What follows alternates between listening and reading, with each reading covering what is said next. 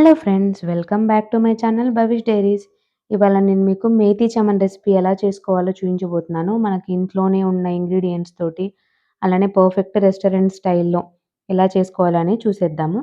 So, ముందుగా రెసిపీలోకొచ్చేస్తే, ఒక కడాయిలో కొంచెం ఒక 2 టేబుల్ స్పూన్స్ ఆయిల్ వేసుకొని, అందులోకి ఒక హ్యాండ్ ఫుల్ ఆఫ్ మెంతి కూర అంటే నేను నియర్లీ ఒక 4 కట్టలు తీసుకున్నానండి ఇక్కడ ఒక మీడియం సైజ్‌వి. 4 కట్టల మెంతి కూర తీసుకున్నాను. అవి మంచిగా కాడలు తీసేసి, ఆకు ఉంటుంది కదా! సో, ఆకు వరకు కట్ చేసేసుకొని, మంచిగా వాష్ చేసి, ఇందులోకి ఫ్రై చేసుకుంటున్నాను. సో దట్ మనకు ఆ పచ్చిదనము పోవాలి. అలానే మాడిపోకూడదండి. మంచిగా వేగాలి. అప్పుడే మనకి రెసిపీ బావుంటుందనమాట. అలానే అది వేగేటప్పుడు మనకు మంచి స్మెల్ ఒస్తుందండి. దాన్ని బట్టి అర్థమైపోతుందనమాట వేగింది అని. సో, ఆ పచ్చిదనం పోయిన తర్వాత, ఈ వేగిన మెంతి కూరని ఒక చిన్న గిన్నెలోకి తీసుకొని పక్కకు పెట్టేసుకుంటున్నాను.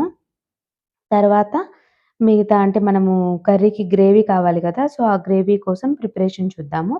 ఈ మెంతి కూర తీసిన తర్వాత కొంచెం ఆయిల్ ఉంటుంది కదా! అందులోకి నేను ఒక మీడియం సైజ్ ఆనియన్ తీసుకున్నాను. ఇట్లా క్యూబ్స్‌గా కట్ చేసుకొని. అలానే ఒక 2 టొమాటోస్ క్యూబ్స్‌గా కట్ చేసి వేసుకున్నాను. మీడియం సైజ్ అండి. మరీ పెద్దవి కాదు. చిన్నవి. అంటే మరీ మనకి టొమాటోస్ ఎక్కువైతే పులుపు తెలుస్తుంది.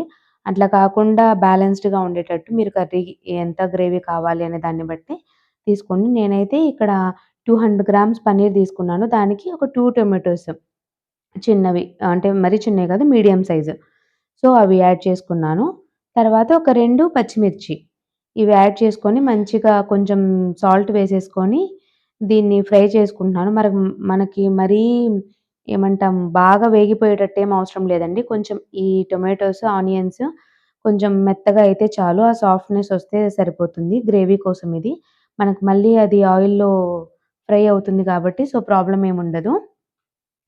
సో, దీన్ని కొంచెం మూత పెట్టుకొని మగ్గిచ్చేసుకోవాలి. మనకు ఆ టొమాటో మీద లేయర్ విడిపోతుంది కదా! సో, అంతవరకు కుక్ చేసుకుంటే చాలు. మరీ వేగిపోవాల్సిన అవసరం లేదు. సాఫ్ట్‌నెస్ వస్తే సరిపోతుంది.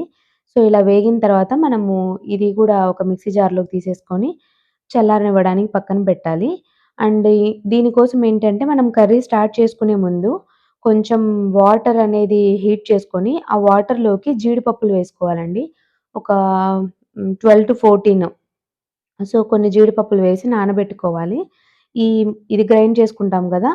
సో, అప్పుడు ఆ జీడిపప్పులు ఇందులోకి యాడ్ చేసుకొని మనం గ్రైండ్ చేసుకోవాలనమాట ఇది చల్లారిన తర్వాత.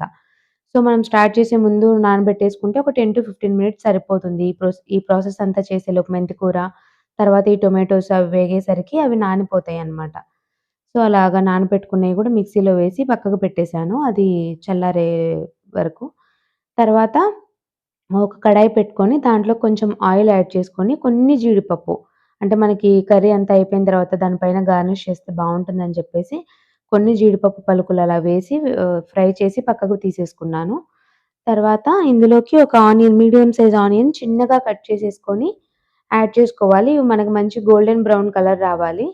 అప్పుడు ఫ్లేవర్ ఆ టేస్ట్ బావుంటుందనమాట. సో, దీంట్లోకి తర్వాత కొంచెం ఇవి వేగేటప్పుడే అల్లం వెల్లుల్లి పేస్ట్ ఒక టీ స్పూను. అల్లం వెల్లుల్లి పేస్ట్ తర్వాత కరివేపాకు. ఇది వేసి మంచిగా ఈ అల్లం వెల్లుల్లి పేస్ట్‌లోని పచ్చిదనం పోయేదాకా మనం ఫ్రై చేసుకోవాలి. ఈలోపు మనకి ఆల్రెడీ మిక్సీ జార్‌లో తీసి ఉంచుకున్నాం కదా! ఆ టొమాటోస్, ఆనియన్ ఇదంతా. అదంతా చల్లారిపోతుంది కదా! సో, దాన్ని మంచిగా సాఫ్ట్‌గా, స్మూత్‌గా వచ్చేదాకా మనము బ్లెండ్ చేసుకోవాలి మిక్సీలో. ఆ బ్లెండ్ చేసుకున్న పేస్ట్‌ని ఇందులోకి యాడ్ చేస్తామనమాట. మీరు ఈ పాయింట్‌లోనే మసాలాలు మీకేవేవైతే కావాలో అవేసుకోవచ్చు. బట్ మాడిపోతుందని నేను ఫస్ట్ ఇది పేస్ట్ వేస్తున్నాను. చూసారు గదా! మంచిగా సాఫ్ట్‌గా వస్తుందనమాట. లమ్స్ అంటే ఆహ్, ఇది అంటే మెత్తగా పేస్ట్ చేసుకోవాలండి. సో, పేస్ట్ చేసుకున్న తర్వాత అది దాంట్లోకి మిక్స్ చేసి ఇప్పుడు ఇందులోకి కొంచెం పసుపు ఇందాక ఆల్రెడీ మనం సాల్ట్ వేసాం కదా! అవి వేయించుకునేటప్పుడు సో, సాల్ట్ యాడ్ చేయట్లేదు నేను. తర్వాత లాస్ట్‌లో చూసి అడ్జస్ట్ చేసుకుంటాను. ఇప్పుడైతే ఇందులోకి కొంచెం పసుపు, తర్వాత కారం, అలానే ధనియాల పొడి, తర్వాత గరం మసాలా. ఇవి 4 యాడ్ చేసుకున్నాను.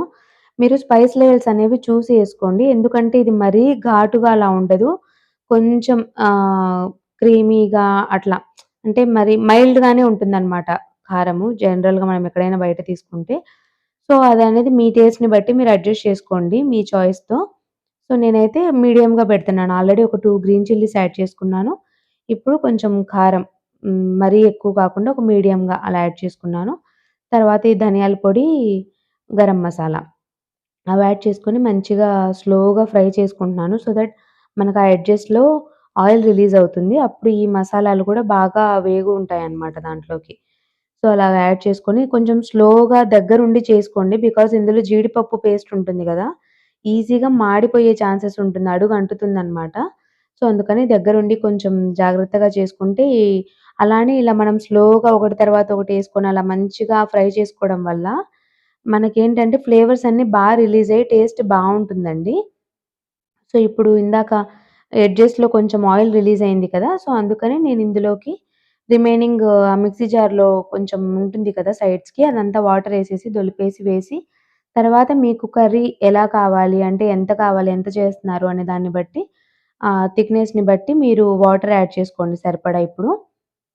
సో, వాటర్ యాడ్ చేసుకున్న తర్వాత మూత పెట్టేసుకొని మంచిగా అదొక బాయిల్ రానివ్వండి. మీరు యాడ్ చేసుకున్న వాటర్ ఎంతైతే ఉంటుందో అదంతా ఈ టైంలోనే యాడ్ చేసుకోవాలి.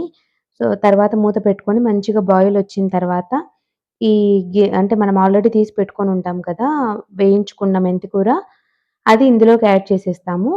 తర్వాత ఇందులోకి పన్నీర్ ఏంటంటే నేను కొంచెం క్యూబ్స్‌గా కట్ చేసి వేశాను. అలానే కొంచెం తురిమి వేసుకున్నానండి. జనరల్‌గా ఓన్లీ తురిమే గూడా వేసుకుంటారు. బట్ పిల్లలకి ఇట్లా క్యూబ్స్‌గా తినటానికి బావుంటుంది అని చెప్పేసి నేను కొన్ని అంటే ఒక 100 గ్రామ్స్ ఆఫ్ పన్నీర్ ఏమో ఇట్లా క్యూబ్స్‌గా కట్ చేసి యాడ్ చేసుకుంటున్నాను. అలానే ఇంకొంచెం చివర్లో అంటే ఇంకా జస్ట్ దింపేస్తాము అన్న టైంలో ఆ తురిమిన పన్నీర్ వేసుకుంటాను. సో, ఇప్పుడు ఇది యాడ్ చేసుకున్న తర్వాత మనము ఇందులోకి కసూరి మేతి యాడ్ చేసుకోవాలండి. ఆ కసూరి మేతి కూడా మనకి మెయిన్ ఫ్లేవర్ అంతా ఇది మేతి చెమన్ అంటే ఓన్లీ మెంతి కూర, పన్నీర్ కదా! సో, మనం ఇందాక ఒక హ్యాండ్ ఫుల్ మెంతికూర అంటే మెంతికూర తీసుకొని అది యాడ్ చేసుకున్నాము. అలానే కసూరి మేతి కంపల్సరీ అండి. ఇది వేయడం వల్లే మనకి టేస్ట్ అనేది బాగా ఎన్హాన్స్ అవుతుంది. సో, ఒక 1 టేబుల్ స్పూన్ ఒక పెద్ద టేబుల్ స్పూన్ కసూరి మేతి తీసుకొని మంచిగా నలిపేసుకొని ఇందులోకి యాడ్ చేసుకున్నాను. తర్వాత ఇది ఒక 2 మినిట్స్ బాగా ఉడకనిస్తాను. అంటే పన్నీర్ వేసాము. తర్వాత ఆల్రెడీ వేయించి పెట్టుకున్న మెంతి కూర, తర్వాత ఈ కసూరి మేతి యాడ్ చేసుకున్నాం గదా! సో, ఇవన్నీ యాడ్ చేసుకున్న తర్వాత కాసేపు మగ్గనిస్తాను. నాకు కొంచెం కర్రీ థిక్‌గా అనిపిస్తుంది. అందుకనే కొంచెం వాటర్ కూడా యాడ్ చేసి మూత పెట్టేసుకొని మగ్గించుకున్నానండి. ఎందుకంటే పన్నీర్ వేసిన తర్వాత మరీ థిక్‌గా అయిపోతుందని చెప్పేసి కొన్ని వాటర్ యాడ్ చేసుకొని కొంచెం బాగా ఉడకనిచ్చాను. తర్వాత ఇంక మనం 2 మినిట్స్‌లో దింపేసుకుంటాము అనంగా ఈ తురిమిన పన్నీరు తురిమే ఉంటాం కాబట్టి ఇది ఎక్కువ సేపు కుక్ అవ్వాల్సిన అవసరం లేదు మనకి. జస్ట్ దింపే ఒక 1 ½ మినిట్ ముందు వేసుకున్నా సరిపోతుంది. సో, ఇది వేసుకొని ఇందులోకి ఇప్పుడు ఫ్రెష్ క్రీమ్ యాడ్ చేసుకుంటారు. బట్ అంటే పాల మీగడ ఉంటుంది గదా! సో, అది యాడ్ చేసుకుంటాము. బట్ నా దగ్గర లేదు. అందుకని చెప్పేసి నేను ఇందులోకి నెయ్యి యాడ్ చేసుకున్నాననమాట. ఇంకా మీరు ఫ్రెష్ క్రీమ్ యాడ్ చేస్తే ఇంకా చూడ్డానికి చాలా బావుంటుంది. నేనిక్కడైతే నెయ్యి యాడ్ జేసుకున్నాను. సో, ఇవి వేసుకున్న తర్వాత నెయ్యి ఏసి కొంచెం కలిపేసుకొని మంచిగా జస్ట్ ఒక హాఫ్ మినిట్ అలా ఉండేసి ఆపేసేస్తే సరిపోతుంది. ఇందులోకి లాస్ట్‌గా మనం సర్వ్ చేసుకునేటప్పుడు సర్వింగ్ బౌల్‌లోకి తీసుకున్నాక కొంచెం క్యాష్యూస్ ఏసుకుంటే ఇందాక మనం వేయించి పెట్టుకున్న క్యాష్యూస్ చూడ్డానికి చాలా బావుంటుంది. అలానే తినేటప్పుడు అయి కొంచెం క్రంచీగా తగులుతాయి. ఈ కర్రీ మనకి పుల్కాస్‌లోకి చాలా బావుంటుందండి. పుల్కాస్ కానీ, బటర్ నాన్స్ కానీ, నాన్స్ కానీ వీటిల్లోకి బావుంటుంది. తర్వాత చపాతీలో కూడా బావుంటుంది. సో, మెయిన్ అయితే పుల్కాస్, నాన్స్‌లోకి చాలా చాలా బావుంటుంది. ఇంట్లో అయితే మనం చపాతీ చేసుకోవచ్చు. సో, ఇది మసాలా రైస్ అంటే లైక్ ఫ్లేవర్డ్ రైసెస్‌లోకి వాటికి అంత బాగుండకపోవచ్చు. ఈ కర్రీ అనేది మీకు నచ్చినట్టయితే తప్పకుండా ట్రై చేయండి. సీరియస్‌లీ ఈ పర్ఫెక్ట్ క్వాంటిటీస్‌లో మీరు ట్రై చేస్తే పక్కా మీకు రెస్టారెంట్ స్టైల్‌లో వస్తుంది. సో, ఈ రెసిపీ గనుక మీకు నచ్చినట్టయితే please like, share and comment చేయండి. అలానే నా ఛానెల్‌ని సబ్స్క్రైబ్ చేసుకోండి.